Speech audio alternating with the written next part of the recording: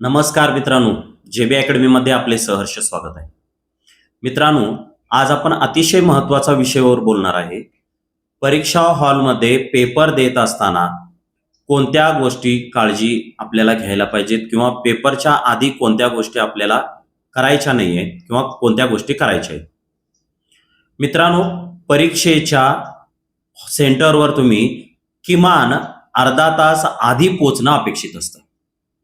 कारण घाईगडबडीमध्ये आपण सेंटरवर पोहोचतो, आपल्या जागेवर जाऊन बसतो, आपला श्वास वाढलेला असतो, ब्लड प्रेशर वाढतं, त्यामुळं तुम्ही घाबरलेला असता.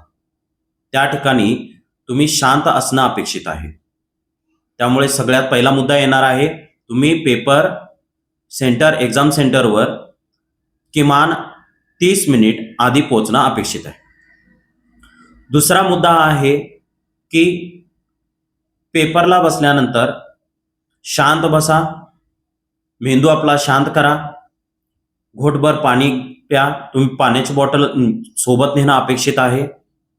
पाणी प्या, दीर्घ श्वास घ्या, 5 मिनिट श्वासावरती लक्ष केंद्रित करा आणि स्वतःला सांगा, मी वर्षभर अभ्यास केलेला आहे, मला पेपर सोपा जाणार आहे आणि घाबरायचं काहीही कारण नाही. पेपर सोडवत असताना दुसरा मुद्दा ह्याच्यामध्ये मी सांगणार आहे. पेपर सोडवत असताना पेपरमधील जे तुम्हाला सोपे प्रश्न वाटतात ती आधी सोडवणं अपेक्षित आहे. त्याच्यावर फोकस करा, ती प्रश्न आधी अटेम्प्ट करा. पहिलाच प्रश्न जर तुमचा अवघड आला तर घाबरायचं काहीच कारण नाही. तो प्रश्न सोडायचा, पुढचा प्रश्न घ्यायचा. सोपी प्रश्न आधी सोडवायचे आहेत. नंतर अशी एक वेळ येणार आहे, तुम्हाला अवघड प्रश्न देखील आपोआप सुटत जाणार आहे, कारण तुम्हाला तेवढा कॉन्फिडन्स स्वतःमध्ये तयार होणार आहे. आणि तिसरा महत्वाचा मुद्दा, आपण MCQ सोडवत असेल तर सर्कल व्यवस्थित करणं अपेक्षित आहे. म्हणजे विद्यार्थी घाई गडबडीमध्ये आणि आदले-मधले सोपे प्रश्न सोडवत असताना जे राऊंड करणार आहेत, गोल करणार आहेत, तर ते वर खाली होण्याची दाट शक्यता असते.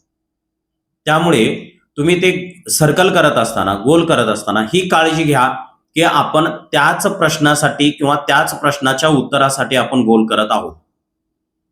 चला तर मग आपण विद्यार्थी मित्रांनो, आपण इथंच थांबूया. परीक्षा ही आपल्या संयमाची असते. संयम ठेवा, नक्की आपलंच यश आहे. परत भेटूया. धन्यवाद.